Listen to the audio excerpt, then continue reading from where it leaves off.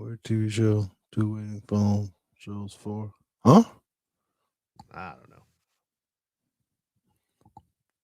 Please explain, Kenny.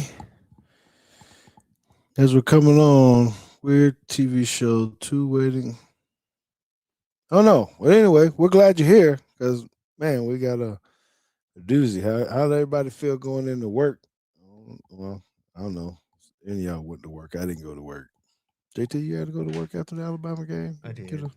So did you walk into your Well, I mean, I work right virtual here, meeting? You work into your virtual meeting? and everybody I work with is on the West Coast. They don't care. Okay.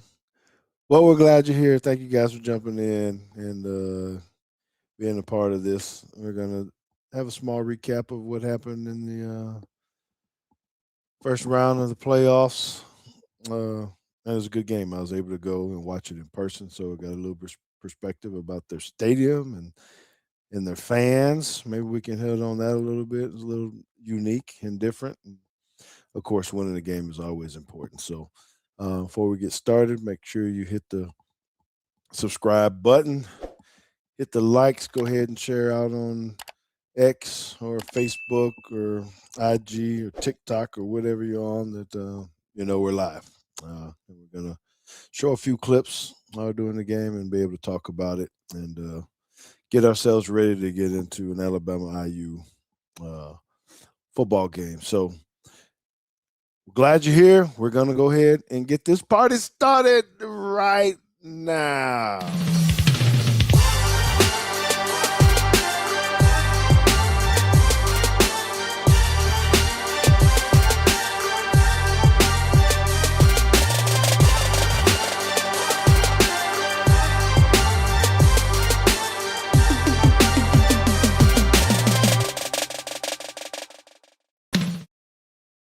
All right, so we're officially in now. The Teague Take podcast is happening. We appreciate you guys. It's a great Monday. We're heading into Christmas. I'll go ahead and say Merry Christmas to everyone right now. We want to get the opportunity to say that to you later on or during the week. We just appreciate all the support that you guys give us every single day. Again, hit the subscribe button, send the likes, tell everybody we're here. We're getting ready to go. We're about to have a good one. Okay. Our main purpose tonight is really just to talk about the previous game and maybe JT can spit some data on you about IU and people trying to figure out are they really competitive? Are we really, what this game should look like? I'm kind of interested to hear what JT has to say about that. We will talk about the wide receiver stuff just a little bit later, but I kind of got something that I want to talk about on this quick run out, and I think that you guys may think I'm a little bit crazy. Okay, and before I get too deep in this, y'all need to bear with me. And before y'all start losing your mind, let me say this clearly. Okay, I'm not saying that anything was fixed in this football game, particularly when we start talking about certain plays you don't really see happening. It's a block punt that I really want to talk about. Okay, so I'm not saying it was fixed. I am saying that it was pretty convenient. Okay, so before we pop on this tape, this is what I'm going to show you guys. The guard lets the man go. The backup didn't even block him. The punter drops the ball. So someone's got to explain this to me. So JT, pop this clip on for me real fast, please. Okay. So we're going to go from this wide angle first. And I need for y'all to look at the right guard. Okay. He's blocking our defensive tackle. All right. So let's talk about this one first. Hit play. He kind of gives the guy the little two-handed piece like we normally think, but he lets him go. Okay, he lets him go. Maybe you say that's normal, but JT, when we do that and you start looking back, you already know that you beat. How many times have we said that already? Okay, there's a guy up there to the left of him. For some reason, JT, we have a little wall back there in our punts too. Aren't they responsible for the guys that come up the middle? If someone misses or whatever. So he doesn't even block him. He just mysteriously runs out there to the right. Okay. Third piece, as I said in the show. So now our punter blocks the ball. So look at the guard. He's standing there looking. What's going on? The other guy doesn't even block. The punter drops the ball. Okay, go to the back angle real quick. Back angle, real quick. Perfect snap, right? They take 2 steps. They start to release the ball and they kick it. Man, he just throws the ball on the ground. Don't even kick it. Come on, man. Come on, come on, come on. I don't know. Again, I'm not saying anything fishy about this. All right, so just bring it back to me. Now I've just showed y'all that. So let me give you a rant just for a little bit. So it's Alabama and Oklahoma. It's 2 blue blood teams, right? Here's what everybody's not talking about: the betting, billions in betting, and suddenly on a routine punt. This is a routine punt, everybody. Okay, we got a 2-man rush. I told you 2 defensive linemen rushing. They decide they don't want to protect, right? The punter drops the ball and boom. Okay, like boomer, right? Block punt. The game flips, live odds. They start to go absolutely haywire. We're talking about it in the gambling world, right? And I'm supposed to believe that this just happens in the most bet on era in the history of college football. I don't think so. Here's the thing people don't want to talk about. It's the special teams, right? It's the underbelly, the soft underbelly of football. It's 5 to 8 seconds. It's the timing. It's one guy missing one assignment. You don't need a big old grand conspiracy with this. You don't need the head coach involved. All you got to do is be 1/2 step late. One. Okay. And suddenly the spread, the over, the money line, all of that changes immediately. Don't tell me, well, George and punts get blocked all the time. Well, yeah, they do. All right. They get blocked. Maybe not all the time, but they typically get blocked by bad teams. But better yet, they don't get blocked when only 2 defensive linemen are rushing, right? This they don't happen to teams that are got NFL factory type guys going in high leverage moments like this in a playoff game, unless something is off mentally, right? Structurally, or here's a key word, financially. Now let's talk about that for a second, okay? We're not just betting on winners and losers anymore. In betting, you can bet the next team to score. You can bet a special teams touchdown.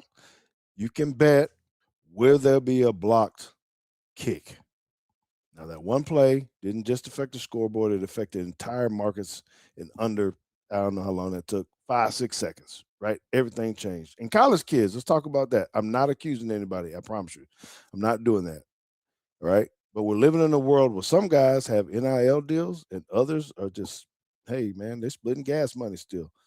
You think that that doesn't create temptation, or that some of these players aren't vulnerable like the coaches are or like the officials have been? Come on, get serious. It doesn't mean something happened again. It just means the system is begging for people to ask questions like I am. Okay. Here's the next thing that gets me, JT. Nobody even looks surprised. They're just going on. We're already down, and all of a sudden, boom, no one panics. OU's they're not having no chaos over there. It's just, well, Alabama blocked the punt. Now I'm standing out there, right? So maybe it's just football. But again, it's a missed assignment, right? I saw it live. I saw it live, and I promise you my reaction was like, what the hell just happened? Right? So in 2025, gambling everywhere, money flying around, margins thinner than ever. I don't think you're crazy for at least raising an eyebrow and saying, hmm, that was interesting. That's all I'm saying. That's Teague's take, and that's my run out. All right, JT, our co-host and data guy, the analytical one. Maybe I put my feelings in this kind of thing, and they say you shouldn't be putting your feelings in here because I have no interesting stuff, no factual stuff about this. That's just a run out. Where I go wrong? Am I crazy, or can I have a good debate with somebody on that? I'm sure you could. I don't know if this is I mean, there is evidence. You look at basketball like this; it's happened many a time. And I think was it Warren Sapp? I think Warren Sapp just said something on a podcast somewhere where he was talking about, well, he was actually talking about the NFL. He was like, some guys are on vet minimum and it's $400,000 for the year, and all I got to do if I'm a multimillionaire is walk in with $100,000 in a week for you to blow an assignment, and it's that simple. Mm-hmm. Okay. Well, I appreciate that, and I don't know. Like I said, I'm not saying that happened. It just looks weird to me, and it's kind of easy to do. You don't need that. Well, So the weirdest part to me, I'll go back to this, is not these two. It's not these two guys, because I'm thinking about our own special teams coach when he's like, "Hey, you got to count to two," and they do the whole 1,000, 1,000, and they release. So I hit play and I say 1,000, 1,000, and then everybody leaves. So those two seem fine to me. What just seems like super odd is that when he drops this ball, it's on the wrong leg. Like, he's a right-footed punter, and he drops the ball as if he's going to kick it with his left leg. mm-hmm. Like there. that, he's a step off. And then he drops the ball and then has to pick it up. And like, oh shit, wrong leg. And then steps again to now kick it with the correct leg, which is also the right leg. Oh, yeah. I don't know. It just people say something smell fishy, man. But I know that was the turning point, right? Critical part in the game. Because you know what happened right after this? We only scored 3, but that next series, I think it was the next series. You know what happened? Their quarterback throws to a phantom receiver out there and it goes for a pick six. There ain't even no receiver out there. You're gonna show it a little later. So great play, but I don't know. Just make me think like, really? Who he throwing the ball to? And I'm standing this, I'm like, good Lord. Okay, I guess you can miss. But anyway, that's me. That's my talking points with that. Thank you for bringing that up too, because I would have missed that. So here we go. Critical moments in the game, JT. They start off really bad. How were you feeling at the beginning? Well, Um, okay, so a full disclosure, I was not watching the game live. You were at the game. I was at the Dave Chappelle show. So, that's nice. Dave Chappelle makes you lock up your phone and take your watches off. Yeah, you can't record them. Right, because he was shooting a Netflix special. And the security, the lady doing security at the front, you come in, you got your metal detector, and they give you the little bag, and they tell you take off your watch, your phone, anything that has to be charged needs to go in this bag. And so they had other bags and put my stuff in there. And there's a guy that's 2 guys in front of me, and he has glasses on. Oh Lord! And the lady was like, "Hey, let me see those." He was like, "What?" And she was like, "What you got? What you got there?" And he was like, "They're glasses." And she was like, "Yeah, obviously they're glasses, but I need to see the glasses. What you need those for?" And he was like, "I need them to see." And meanwhile, I'm like, "Oh, she's on her game today. Like, she's checking for the cameras in the glasses." I was like, what a time we're in, where like people just have like, because I was like, yeah, dude has glasses on. Of course, I'll just let him in. And she was yeah, she was inspecting everybody's glasses. they still got them thick frames on them. But they have at the concourse, where they're selling all the foods and beer. They have a TV that has the game on it. Oh, okay. So as I'm standing in line, I'm watching.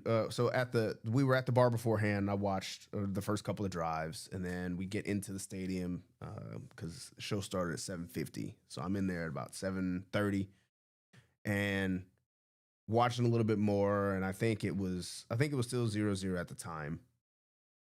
Maybe it was 7-0 at the time. Can't remember. And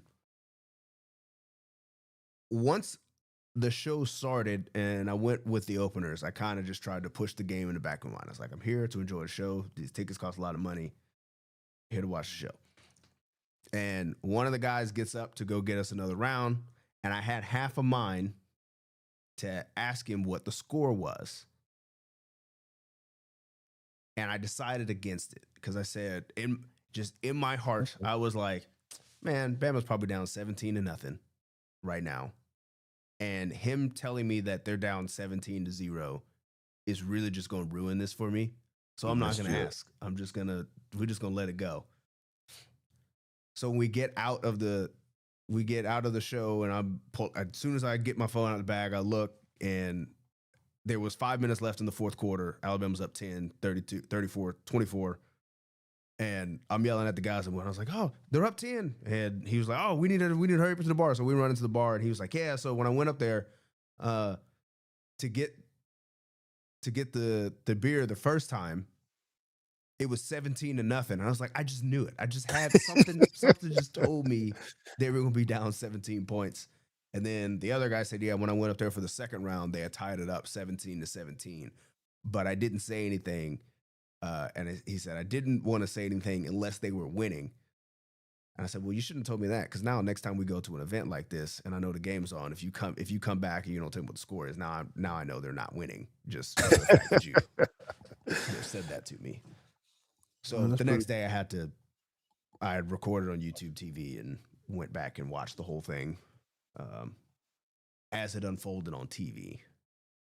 Mm-hmm. Well, it was very weird at the stadium, which, by the way,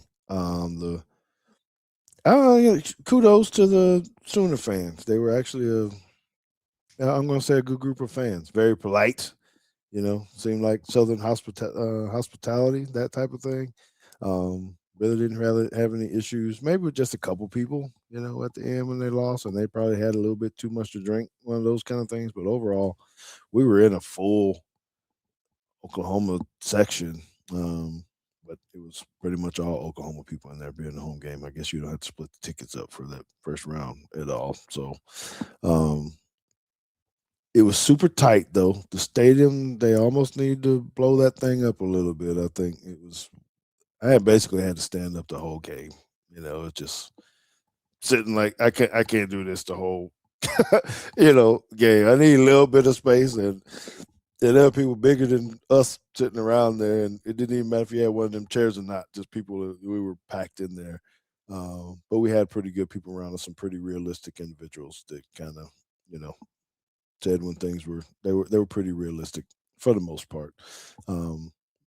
Some of them started talking a little trash after they were up 17-0, like start the buses and all this kind of stuff. And I was like, oh boy, this is a long game. He don't know enough about football yet. All of a sudden, block punt, pick six, and there we go. So, pretty good key plays that you got that we need to talk about, huh, JT? Yeah, just a couple. It's Christmas week and everybody got things to do, so we'll keep it short. So the first one I got here is the first touchdown, the 4th and 2. Right, and something that I found that was interesting about this was there's a couple of things. Not too much analysis, but just enough to satiate me. First being that they send a 5-man pressure, and I feel like somebody's going the wrong direction, and I think it's the linebacker because they send. Is he going left? Right. We're always talking about counting numbers, right? So I got 1, 2, 3 defenders over 2, so I'm +1. And then you would think like, okay, well, I need to rotate my coverage to the trips, especially to the wide side. And he goes this way,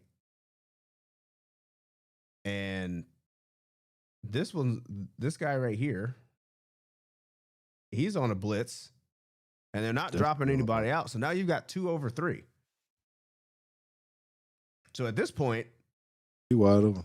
Right, you've got this one wide open, and if you wait just a little bit longer, you got the corner out that's wide open. Now he makes the right decision given given the circumstance. It's 4th down. Like, you just need to get the first, take the easy throw. And he does, but like, you got all this grass over here. Like, this could have been a touchdown either way. But something that I saw. What was the back at before he shifted out of the? Just curious, not that matter. He was in pistol. Oh, he's in pistol. That guy must have thought maybe when he saw all 4 of them guys over there, I'm thinking of the backer, maybe before the shift, maybe he thought, I got to go left. I don't know. It's just weird because he like moves over. Yeah, that's true. And then he points over there, and then he like walks back over here, and then he like I don't know. Well, he ain't made tackle either. So. But what I do know is so the other thing that I thought was like, maybe this was designed. Maybe he is doing what he's supposed to do, because there is this thing that I saw, and this is a diversity of scheme chart.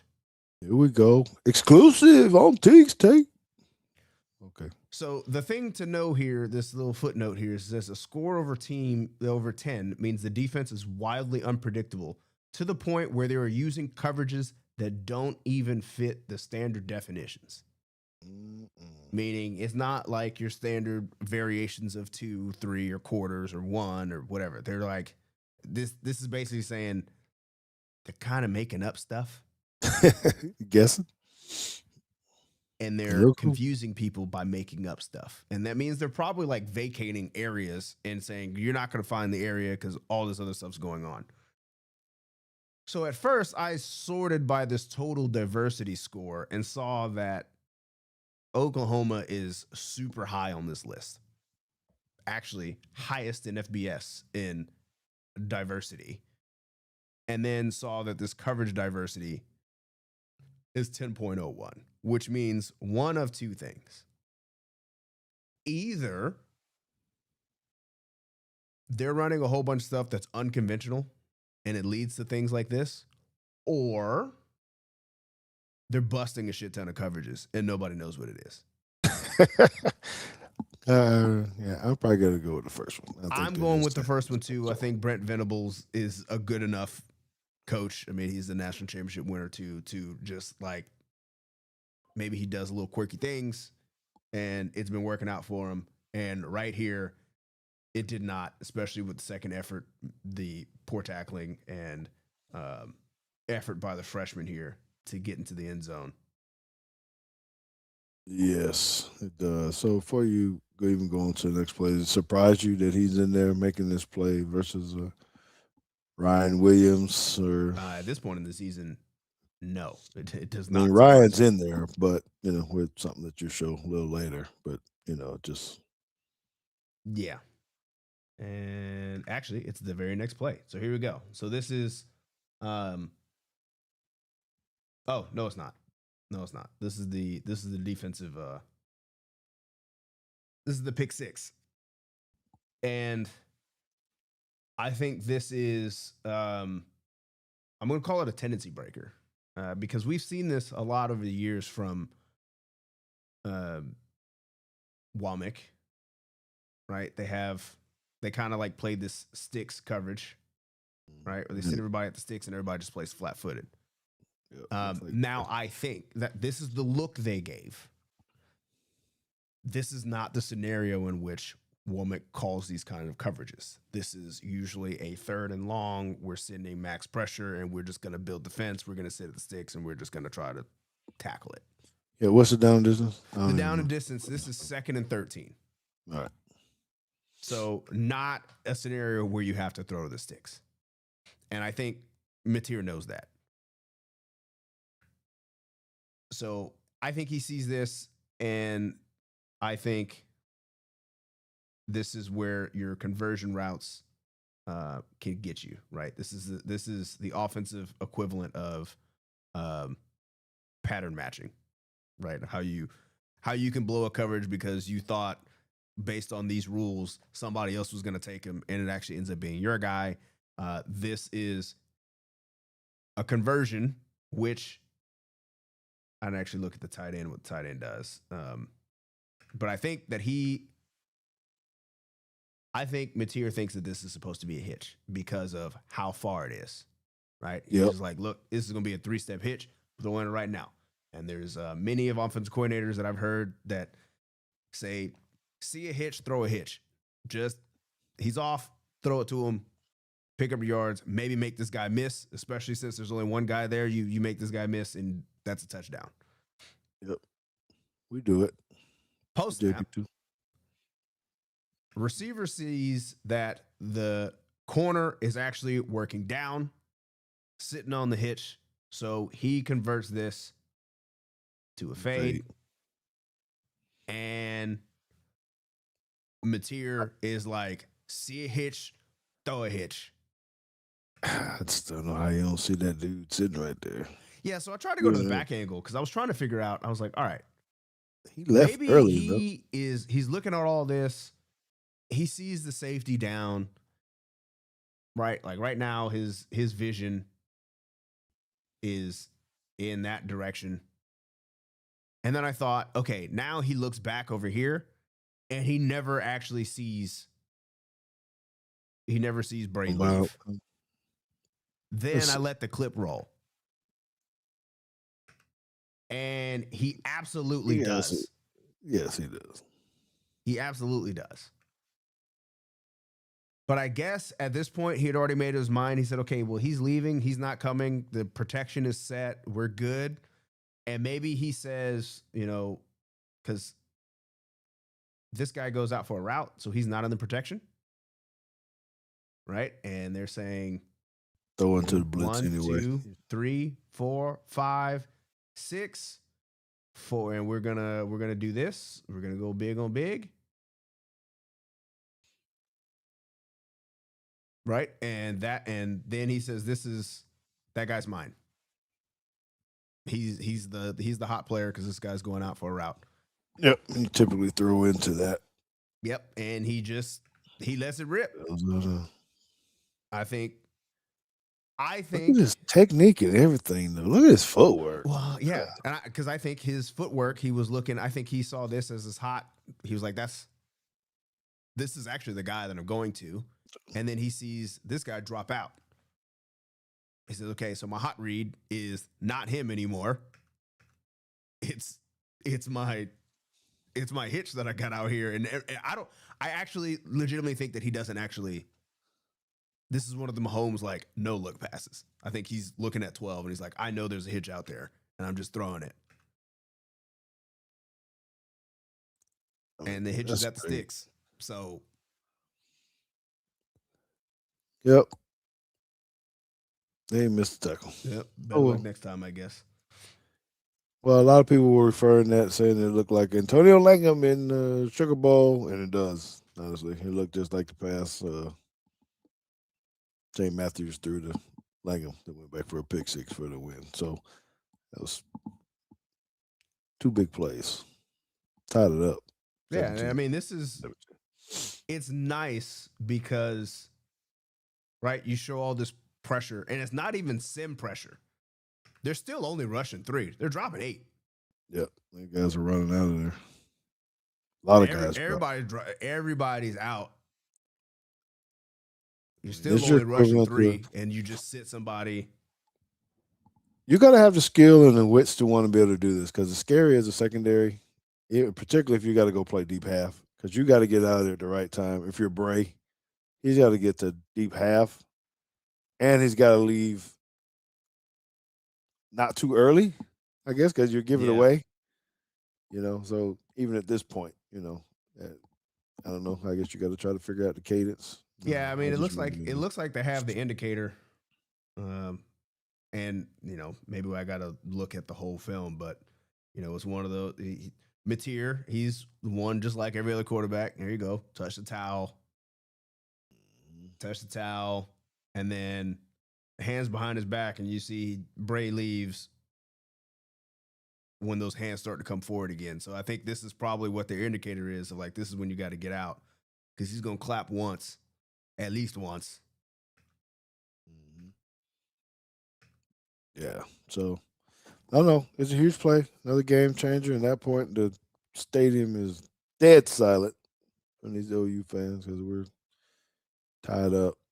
Look at the sideline over there. You're talking about sideline warning. Good Lord. The coach is still out there. What's wrong with our coaches? See, that's where the ref's supposed to be running. I don't know if you saw that part. If you remember Yeah, I the did see penalty that. that's that's where the ref is supposed to be running. But whatever. Okay. Well, that's a great play. It's good to see. My only other point, JT, Mm-hmm. that I noticed in the game, if you go back and watch this game, the question I kept asking from OU side is why they stop throwing the ball Throwing the ball to to them four. yes, to Burks. We ain't have no dude. This dude was so fast. Again, he's just one of them. You like, man. I was like, we ain't got nobody to cover him, man. And then we start getting up and press and trying to do these blitzes, and I was nervous because I'm like, man, this guy, he just, he's just different. He's one of them dudes. And for some reason, they took him off the field. I don't know what happened for a while. Then it came back to him a little later, but it already broke the momentum. I saw Xavier Brown on him one time, and I was like, he was impressed. And I just watched the whole thing, and they didn't throw it to him, but he just took off and just left Xavier. I was like, man, I don't know, but whatever. Just another one of those weird things. I was just going, why are they not still throwing to this guy? But maybe it's Womack. I'll give Womack the credit that he switched it up and started doing things like that. So, all right, what you got here, brother? So this last one here is this is the touchdown to take the lead. And what we had kind of noticed was you were asking like who was our number one receiver. Um, and this is 2nd and 10, right? Tie ball game, third quarter. And Ryan Williams is not one of the three receivers on the field. You've got three receivers and a tight end. You're an 11 personnel. And in this particular play, Ryan Williams is on the sideline. Mhm. Now, there's many things we can talk about as far as like offensive scheme and all that kind of stuff here. But me being a defense coordinator, I'm still always looking at the defense, whether it's our team or not. And I wanted to highlight this guy. So I was talking about how unconventional Oklahoma's defense can be, but in this case, it's very conventional. We're gonna play one. We're gonna play one rat here, right? We're gonna man up everybody, and these guys are gonna have the back. We're gonna have a low hole player. And if I can draw enough on here, maybe we won't. Our video won't get struck. Dang. Probably will anyway. But there you go. There's the coverage drawing here. All right. So if you look at everybody else, minus the guy that I highlighted, everybody else is doing a pretty good job. Actually, not pretty good, very good. So first, let's look at this guy up here at the top. Check his footwork, check his eyes, his hands. There's leverage on top. Right, he's on top, and he is stuck to Jeremy Bernard. Like it's a good route by Jeremy Bernard, but no separation. Right, linebackers are kind of just zoning over. They're going to come down on this when the ball is thrown. And the reason they do this is so that they can help take away these slants, right? Because they're outside leverage here in the slot. So they got a slant coming. We're going to play curl over flat. I hope that's not the right tool, but essentially you want to work through the curl and then down to this and just make a tackle. Running back. But this guy right here, he kind of does all the things you tell him that you try to tell guys not to do. Okay, so he's got his eyes on his receiver right now. That's great. Then he makes his move, and his eyes are not on the receiver, they are on the quarterback. And this is a problem because since he kept his eyes on the quarterback for so long, his cushion's been eaten, his leverage has been threatened. And even at this point, he's still not looking at his receiver. He is now beat, and he is still looking at Ty. And the thing that I'd be yelling at DBs the most is, why are you looking at the quarterback? Because he's not throwing the ball to you. He's throwing the ball to the guy that is the problem. Like, Latavius Brooks is the problem. You should have your eyes on him. And because he decides to turn and look at Brooks after he's already stacked him. And look where his help is. I mean, there's two guys standing right inside of him. So yes. Yeah, this is everything not to do. Like, don't look at the quarterback. You had outside leverage. You want to funnel him to the middle of the field because you got a low hole rat. You got a high hole safety. And you let this receiver stem you to the inside and then break you off with a little something and run straight to the corner. And again, what sometimes DBs, and I'm not saying it's him, but just like young DBs, what they fail to understand is that because they think, oh, well, I'm still in good position. This ball is going to be put on his chest and I'm going to have an opportunity for a PBU. And no, when you got corner routes and post routes, you don't throw to the receiver. You throw to grass and just let the receiver go get it. And that's what happens. Mm-hmm. Like, Ty doesn't have to throw this ball here or here. Ty is throwing, you can see where it splashes down at. He throws it in the end zone. It's a great ball.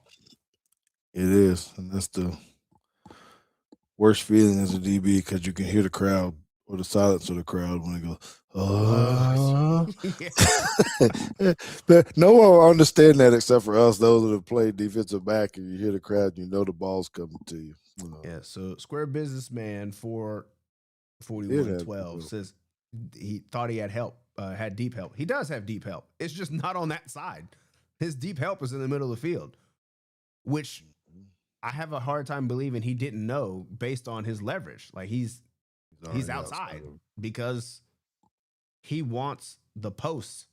He has help on the post. There he is. Maybe you need to show him so he knows who the guy is, the safety. You should see him standing back there in the middle of the field. Mm-hmm. But yeah, this is this guy. There's his help. And that's one thing we're taught, and that's one thing I try to teach our DBs. You got to understand where your help is and play to it. Yeah, you might have to chase down if he runs a deep over or something, but you still got a short hold, and the free safety can cheat a little bit. It's just right there. His eyes are bad. That's a good angle. He crosses over. Everything is just. Yeah, and I know wide receiver coaches actually talk about like playing basketball and actually crossing over, and that's kind of what he does here. You look at his hands; it is a crossover. Dribbling. Why did he dive anyway? What was the DB diving at? No, I think he fell. Just panicked. Yeah, he panicked and then did the last thing you're not supposed to do is get beat and then look back for the ball. Like, take the Go PI. get interference. Go get interference. Run it to him. Go get him. Don't fall out of bounds, hit the pylon, and fall into the cheerleaders. Okay, this would be rude, and I don't want you to answer. But I'm sure people would ask this. And I just have to ask it because we're on Teague Take. Do you think Ryan Williams would have caught that ball? I'm just gonna throw that in there for everybody to contemplate on. It's tricky. Last year I would have said yeah, and it would have looked just like this. Good body control. I mean, that's not easy for him because he's looking the other way. Doesn't he turn all the way around? Mm-hmm. He was going over the other shoulder and he had to adjust.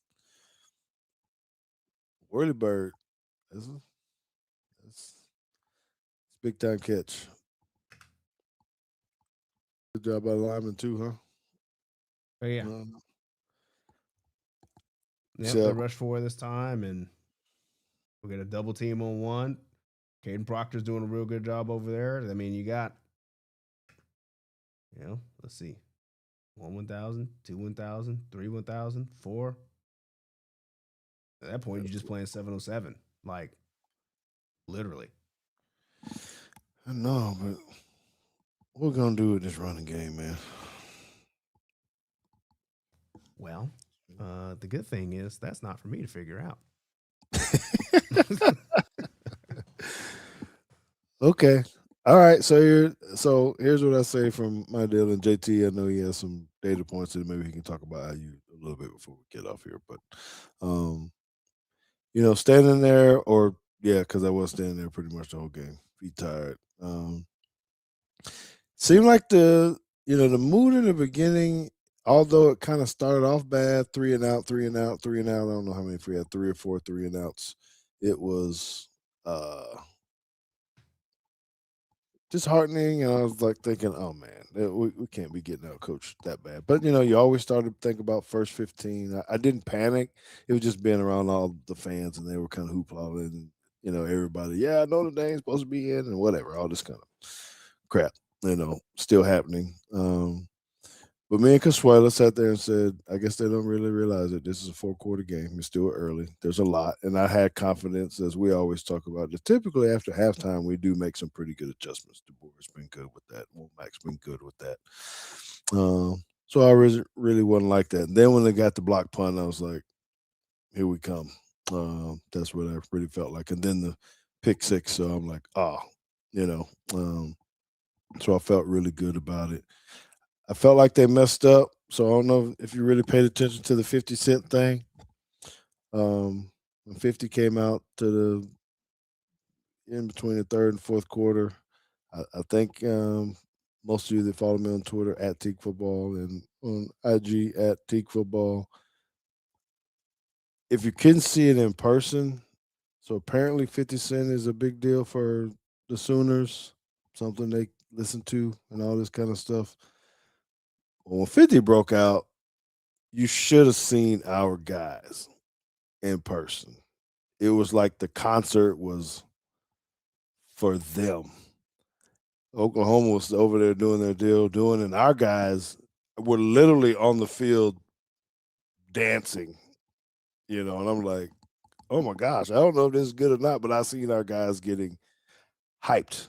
And I know DeBoer ended up talking about that later because of that play or the song that he actually sang, but it was, yeah, OU went down and scored.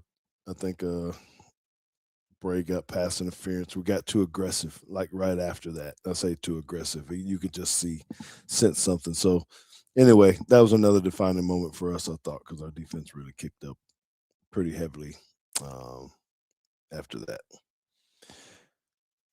Any closing remarks for you on the game, and what do you think we got accomplished?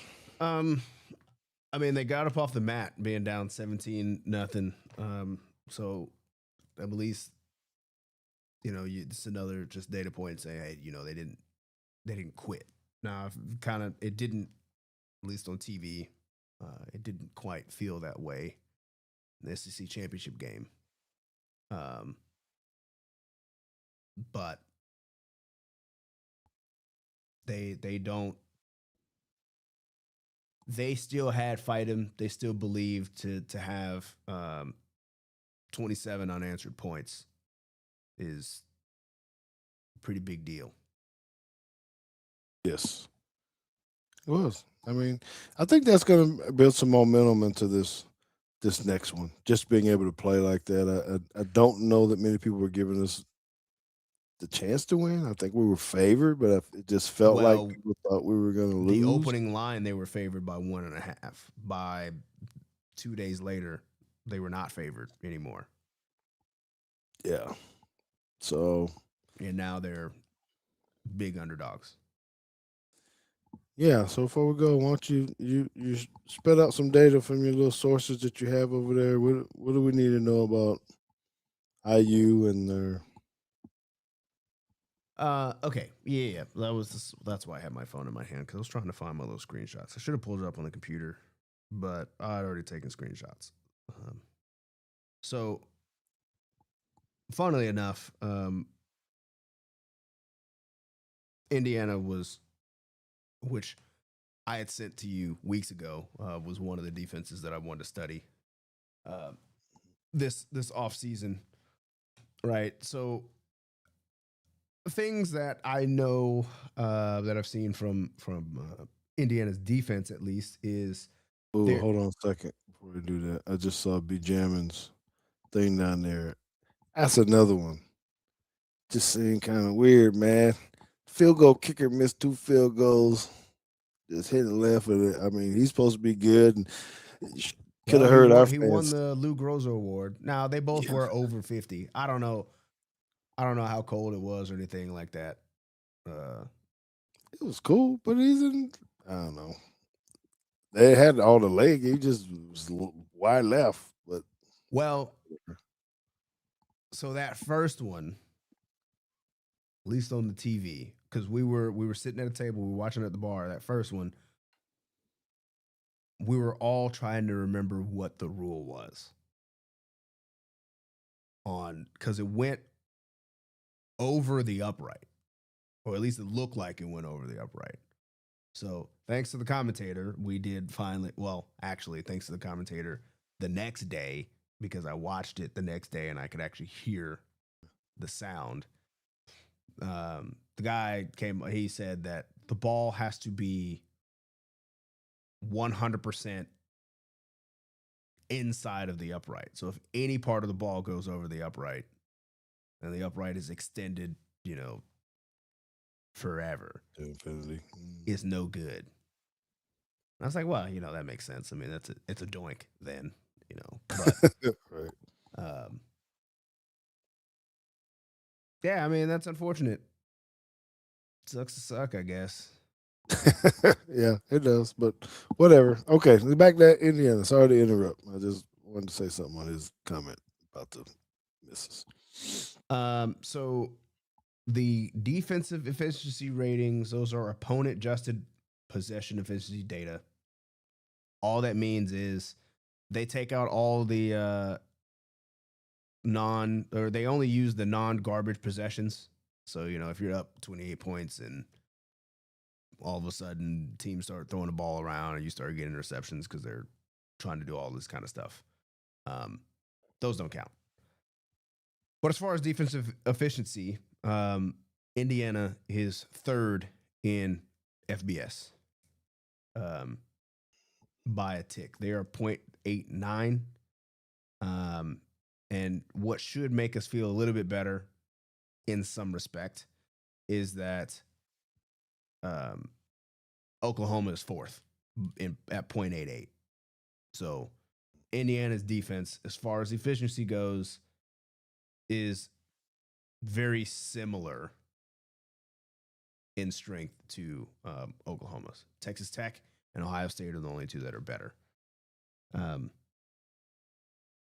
From there, we know that Indiana runs 89% zone, 8% man. Basically, like no cover zero, no cover one. They are heavy cover 3, 48%, cover 2, 20%, quarters 13%, and cover 6, which is quarter half, 8%. I'm rounding, so if anybody's listening to this back and then trying to add, I'm rounding. But other thing to note is that they blitz a lot. A lot. Not quite as much as Oklahoma. Oklahoma blitzes 44% of the time, but Indiana's at number 10 at 42.5% of the time. And their grade when they're blitzing is the best in the country. Um, Oklahoma was at 93 when they blitz. Indiana's at 95. And they simulate pressure a lot. Florida does it the most, but Indiana's there at 54.5%. So simulated pressure is where they're going to show pressure from one side. They might bring pressure from another side and then drop people out. So much like, let's jump back to it. What we did. Yes, the only difference in this clip is that we still only rush three, but they will do things like this, and they might do it from depth. I mean, we do it from depth, right? They'll end up dropping some guy out and bringing somebody in to replace.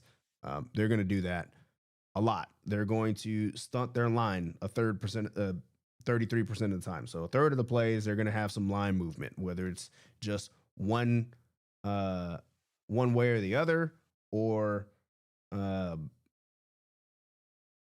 it could be loops, pick stunts, whatever. They're going to try to do those. They're going to they pass blitz on about half of your passes. So like they're going to try to move people around, try to cause a little bit of confusion.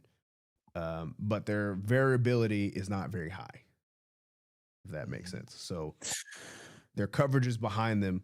Essentially, it seems like you kind of know what you're getting. You don't know what you're going to get up front as far as like who's going to go where. You don't know where the blitz is going to come from, but you do know that about half the time they're going to be running cover three behind it. You got to find the windows. I got to just find the window. Right. Got to find the window. And if they're simulating pressure, that means they're probably only going to blitz four. And as long as we don't get confused, you should be fine. Yeah, then that's it. And I think, out of all that he said here, typically what I'm hearing is, or that my expectation would be, hey, obviously they do that to get you confused. So you should expect some mistakes, I guess, from our offense. That maybe there's some negative plays. There's a sack. There's a tackle for a loss. Getting hit in the backfield. You should expect that. But at the same time, you can expect that maybe there's a big explosive play that kind of happens because they guessed wrong or we got the right call into it at the right time. And then all of a sudden you got a 10, 15-yard run or, a long pass. Because you're seeing it. So this is the part of football that we really like is the chess master trying to know when to call it and when to get it. Very similar to what just happened with Oklahoma. Things not going so well, then all of a sudden, light clicks, player says, "Oh, I got it. I can see what's happening here." Then you just hope that this reduplicates itself a little bit. That hey, we're probably going to struggle early on until we can really find out what's happening. And then you need your quarterback to really figure it out. And you're going to need your defense to, not let it get crazy from them scoring too many points. Yeah, and they defend the run very well. Their corners get in the run game when they are supposed to. I've actually seen their corners taking on pullers, which is insane. But they will box a puller, and they're not afraid to do it. They're not running away from people.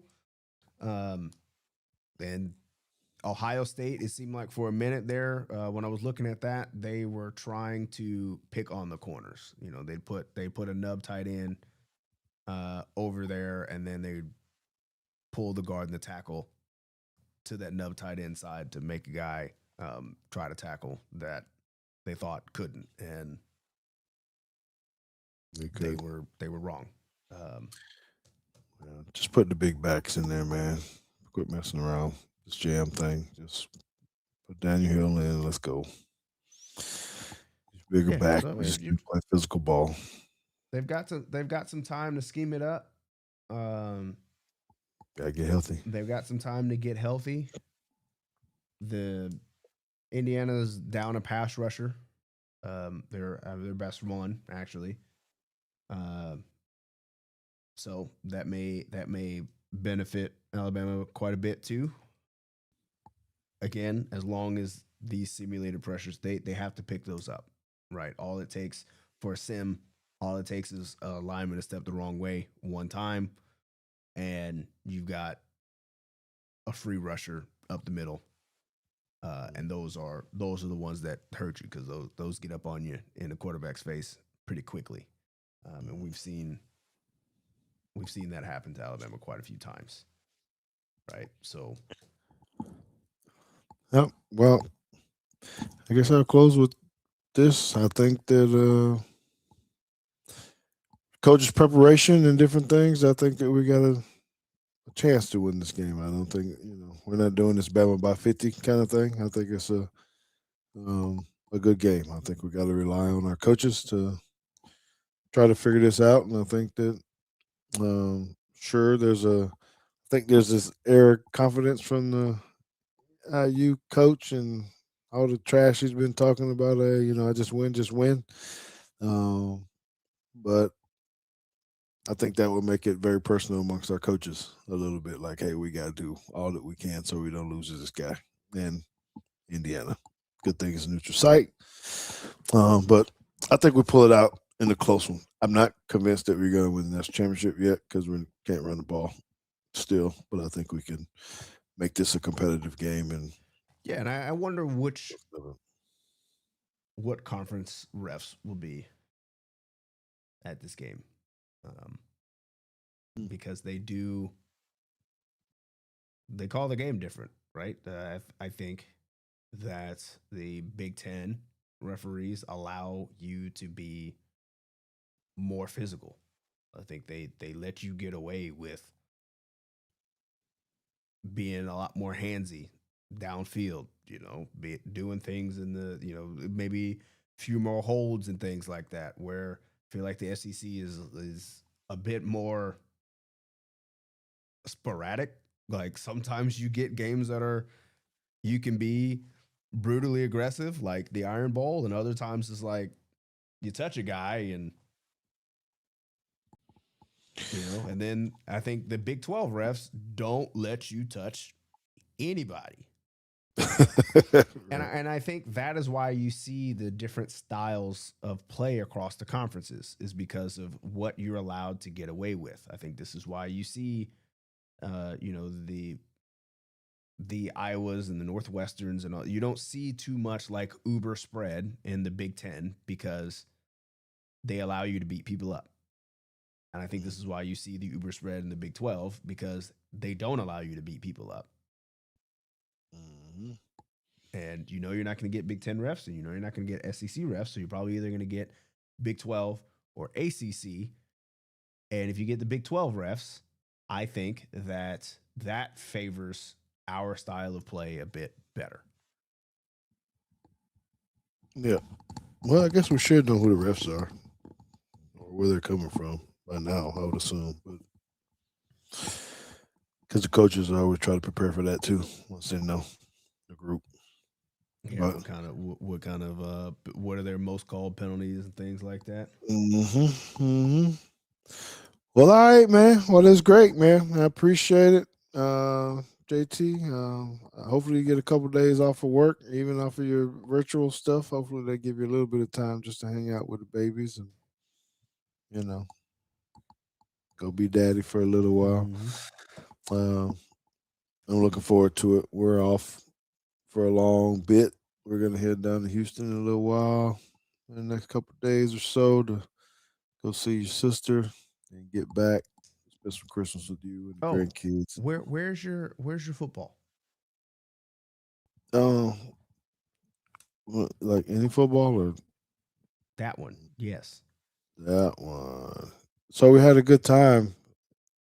It's kind of weird trying to do this with this backwards camera thing. I got to figure that part out. So JT and I had a opportunity to go to the Dallas Cowboys game this week, early in the year. Um, I know it has my name on it, but this is a coaching staff kind of ball that we had a tremendous game against Nolan Catholic, where I was recognized for Coach of the Week Thank by you, Run the Table Whataburger. Sports, for the donation. Yes, sir. Thank you very much. And we love to coach this stuff, and I think that's why we really enjoy this stuff. And I'm saying thank you to you, JT, for being the defense coordinator of our school, and the other coordinators and the whole coaching staff that just make it wonderful to coach at John Paul.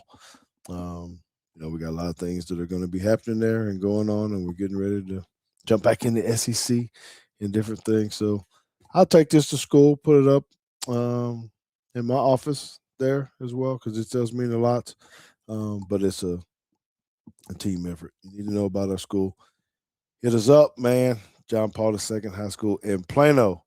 Don't be calling down the shirts, Texas or Corpus Christi. Katy, Corpus Christi, and them other things because we get that all the time. So make sure you're following the right place. You can find us at JP2 Football. Yeah. So congratulations on Coach of the Week. I Well, forget which week that was. Oh, I got the schedule right here. Week 4. No, 3. Week 3. all right. Well, thank you. Thank you very much. And again, I appreciate you. Let's get this thing rolling, man. We'll start hitting some football. So we'll be back in Oh yeah, another. Keith asked if we're gonna be here next Monday. I think the answer is no. No, we will not. That is game day. That is the first, isn't it? What day is it? 29th. I don't know. It is 29th. Yes, it's the 29th. That's up to you. But no, we're not going to do it. We won't be here. Catch us after the next game. We'll come do a recap there. All right. Hit the subscribe button. Hit the like. Thank you guys for hanging out. Thank you for the donations. We really do appreciate you guys. We love you so very much. Merry Christmas to you as well. Merry Christmas to everybody in the chat. JT, let's call it a night and be out of here.